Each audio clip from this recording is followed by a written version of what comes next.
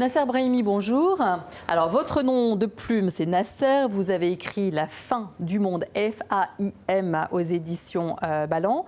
Alors, vous êtes également consultant pour la FAO et on vient de le voir, la République démocratique du Congo semble assez emblématique de la situation de la faim dans le monde, avec donc 4% du budget qui est dévolu à l'agriculture et qui ne permet pas donc de nourrir la population. Vous connaissez bien la République démocratique du Congo puisque vous y avez fait des séjours. Hein. C'est un pays qui regorge de richesses, un pays où l'ensoleillement est suffisant, les terres sont fertiles et pourtant 15 millions d'habitants sur 76 heures. C'est un pays où il n'y a pas de recensement, il y a très peu de chiffres qui datent de la colonisation. C'est ce qui est grave aussi. Parce que pour construire des abris, pour apporter des aliments, des aides alimentaires aux populations, il faut savoir combien on est. Mais là-bas, c'est très difficile. C'est très difficile de savoir. Alors, qu'est-ce qu'il faudrait faire pour inverser la donne dans ce pays et ailleurs?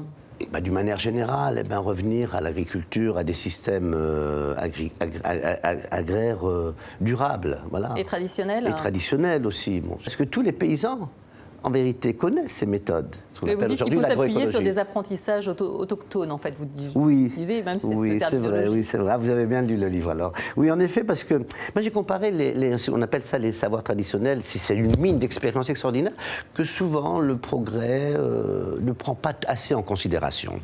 Alors que si ces méthodes ont prévalu à travers les siècles, c'est que quand même, ils tiennent la route. En revanche, apporter l'innovation, c'est bien, mais il faut aussi s'appuyer sur les expériences locales. On appelle ça maintenant le savoir autochtone. On est en train de s'intéresser de plus en plus à... Parce qu'en fin de compte, l'une des solutions prônées même par les Nations Unies, c'est de répliquer ce qui a marché. C'est pas sorcier.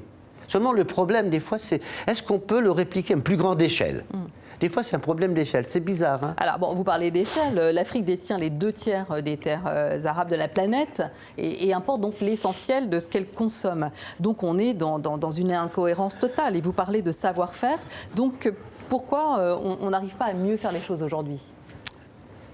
C'est aussi une question pertinente. Pourquoi aujourd'hui vous savez que de ces pays qui ont un grand potentiel, un si large potentiel, aussi bien sur le plan humain que sur le plan agricole, sont quand même dans un contexte international du monde, une économie néolibérale, qui fait que les grandes compagnies, même les pays, peuvent produire leurs aliments à moindre frais. Et il se passe ce qu'on appelle le dumping, c'est-à-dire qu'ils sont en mesure d'inonder ces pays, non pas seulement de biens alimentaires, mais aussi d'autres, j'allais dire gadgets, enfin d'autres produits. Ce qui fait qu'il est difficile de voir émerger dans ces pays, entre guillemets, en développement, des petites industries, soit sur le plan agricole, sur d'autres plans.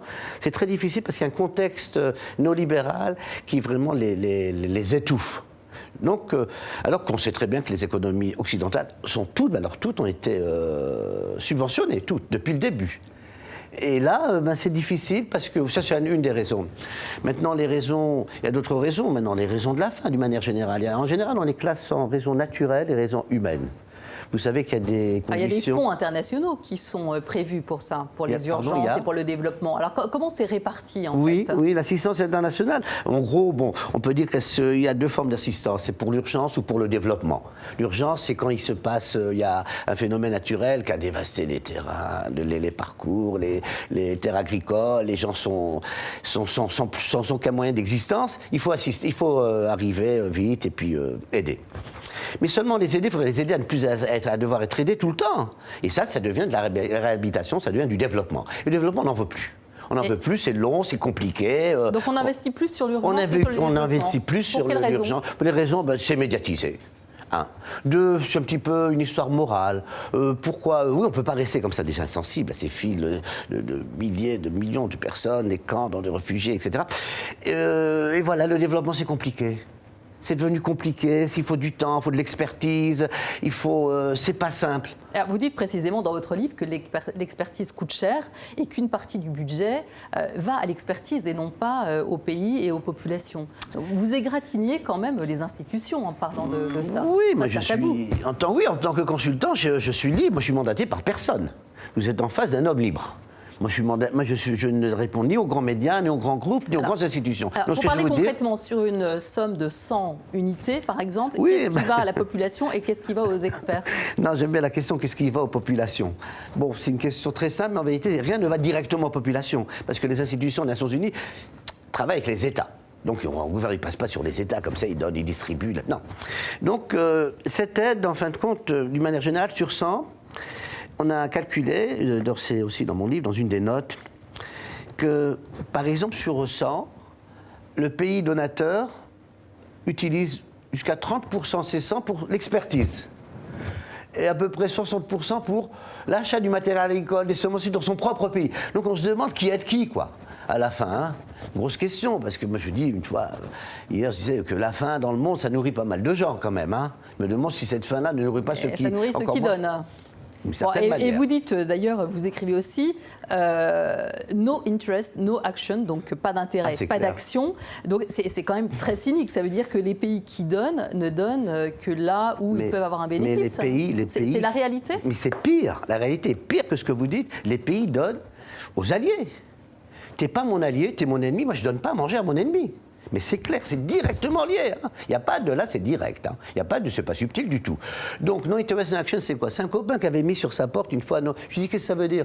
Il parlait du développement. Il fait, non, ce pays-là, ça, c'est fatigant. Là, c'est bien de l'être. Donc, d'une manière générale, pas d'intérêt, pas d'action. Bon, alors est-ce que finalement, est-ce que les ONG ou les petites associations qui sont très motivées ne sont pas plus actives ou efficaces? Oui, bien sûr, oui. Mais il ne faut pas oublier, Valérie, que ces grandes institutions-là, ils utilisent les ONG, ils utilisent les religieux. C'est un magma, hein. Ce n'est pas la FAO qui va que la FAO et le sous-programme.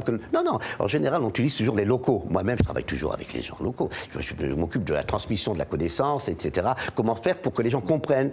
Parce que des fois, les gens eux-mêmes ne savent pas de quoi il s'agit. Hein. Vous savez, dans le même projet, hein, les gens sont au courant des fois de rien. Donc, il faut expliquer, voilà, on fait ça, voilà les objectifs. Donc, la communication, vous pouvez me poser cette question aussi, est énorme. C'est votre travail pour le développement et c'est vraiment important, c'est fondamental. Alors peut-être un exemple positif pour terminer.